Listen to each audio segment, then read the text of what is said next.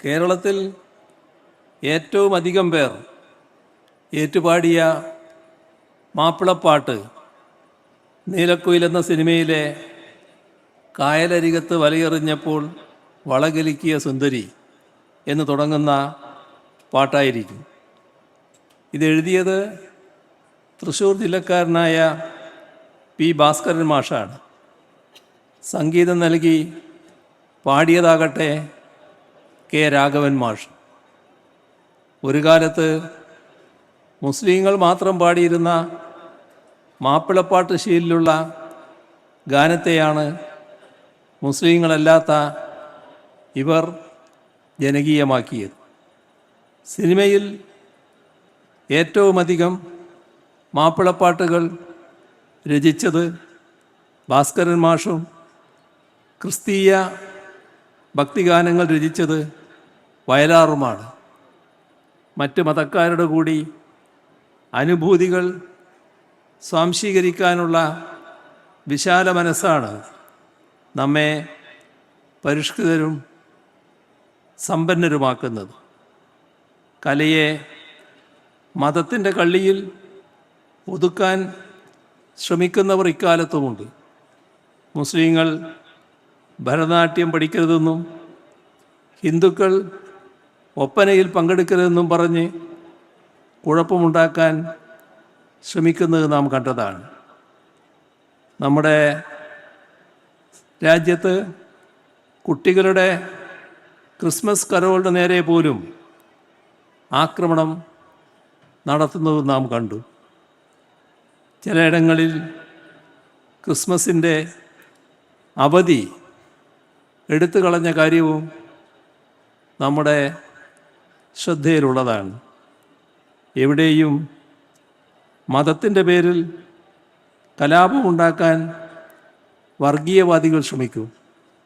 സിനിമയിലെ കഥാപാത്രങ്ങൾക്ക് പോലും ജാനകിയെന്നും സീതയെന്നും മറ്റും പേരിടാൻ സമ്മതിക്കാത്ത നിലയിലേക്ക് കാര്യങ്ങൾ നീങ്ങുന്നു. സമാധാനവും സന്തോഷവും ഇല്ലാതാക്കുന്ന ഇത്തരം കലാപകാരികളെ ചെറുത്തു തോൽപ്പിക്കാനുള്ള നല്ലൊരായുധം കൂടിയാണ് കല. അവരുടെ തിട്ടൂരങ്ങൾ കാറ്റിൽ പറത്തി പുതുതലമുറയിലെ പ്രതിഭാശാലികളായ നിങ്ങൾ ജാതിയോ മതമോ നോക്കാതെ കലകൾ അവതരിപ്പിക്കുക. കഥകളിയും മാപ്പിളപ്പാട്ടും ഒപ്പനയും മാർഗംകളിയും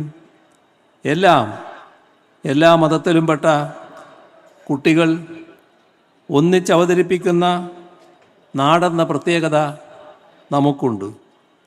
കേരളത്തിൻ്റെ മഹത്തായ സംസ്കാരത്തിൻ്റെ ഭാഗമാണിത്.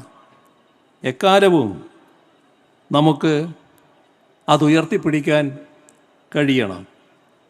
മനുഷ്യരെ തമ്മിലടിപ്പിക്കുന്ന എല്ലാ ഛിദ്ര ആശയങ്ങളെയും തള്ളിക്കളയാനും മനസ്സുകളെ ഒന്നിപ്പിക്കുന്ന കലയെ ഉയർത്തിപ്പിടിക്കാനും നിങ്ങൾക്ക് സാധിക്കട്ടെ.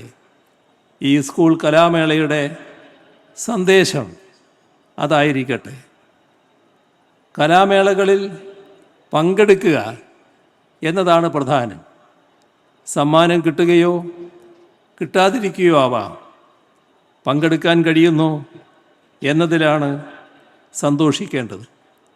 അതിൻ്റെ ഭംഗിയെ മത്സരബുദ്ധി കെടുത്താതെ നോക്കണം.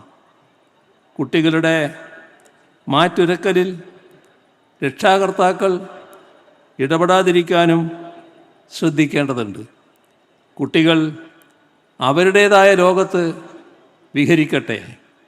കലോത്സവങ്ങളിൽ ഒന്നാം സമ്മാനം നേടിയവർ മാത്രമല്ല പിൽക്കാലത്ത് കലാരംഗത്ത് മഹാപ്രതിഭകളായി വളർന്നിട്ടുള്ളത്.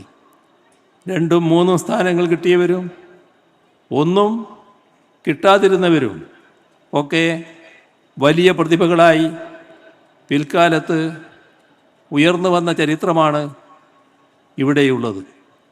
അതായത് ഒരു മത്സരം ഒരാളുടെയും കഴിവിൻ്റെ ആത്യന്തികമായ ഉരക്കല്ലല്ല. കലയുടെ വലിയൊരു പ്രത്യേകത അതിൻ്റെ ആസ്വാദനം വ്യക്തിനിഷ്ഠമാണ് എന്നതാണ്. ഒരാൾക്ക് മികച്ചത് എന്ന് തോന്നുന്നത് മറ്റൊരാൾക്ക് മികച്ചതാണെന്ന് തോന്നണമെന്നില്ല. ഒരാൾക്ക് മോശമെന്ന് തോന്നുന്നത് മറ്റൊരാൾക്ക് മികച്ചത് എന്ന് തോന്നുകയും ചെയ്യാം.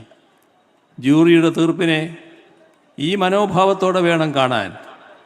പ്രകടമായ ഏതെങ്കിലും ക്രമക്കേട് എവിടെയെങ്കിലും ഉണ്ടായാൽ അത് അപ്പീൽ വഴി പരിശോധിക്കാനുള്ള സംവിധാനം ഏർപ്പെടുത്തിയിട്ടുമുണ്ട്. മത്സരിക്കുന്നത് കുട്ടികളാണ്, രക്ഷിതാക്കളല്ല. ആ ഓർമ്മ വേണമെന്നതാണ് പൊതുവെ അഭ്യർത്ഥിക്കാനുള്ളത്. കുഞ്ഞുങ്ങളുടേത് ശുദ്ധമായ മനസ്സാണ്. അതിലേക്ക് കാലുഷ്യത്തിൻ്റെ കണിക പോലും കടക്കാതിരിക്കാൻ എല്ലാവരും ശ്രദ്ധിക്കണം. നല്ല മനുഷ്യരാക്കുക എന്നതാണ് കലയുടെ ധർമ്മം. ആ കലയെ മറിച്ച് എന്തിനെങ്കിലുമായി ഉപയോഗിച്ചുകൂടാ. ഈ കാര്യം ഓർമ്മിപ്പിച്ചുകൊണ്ടും ഇവിടെ വിവിധ മത്സരങ്ങളിൽ പങ്കെടുക്കുന്ന കുഞ്ഞുങ്ങൾക്കെല്ലാം ഭാസുരമായ ഭാവി ഉണ്ടാകട്ടെ എന്നാശംസിച്ചുകൊണ്ടും 64ാമത് കേരള സ്കൂൾ കലോത്സവം എല്ലാവരുടെയും അനുമതിയോടെ നിറഞ്ഞ സന്തോഷത്തോടെ ഉദ്ഘാടനം ചെയ്ത് അറിയിച്ചുകൊണ്ട് അവസാനിപ്പിക്കുന്നു. നിങ്ങൾക്കെൻ്റെ സ്നേഹാഭിവാദനങ്ങൾ.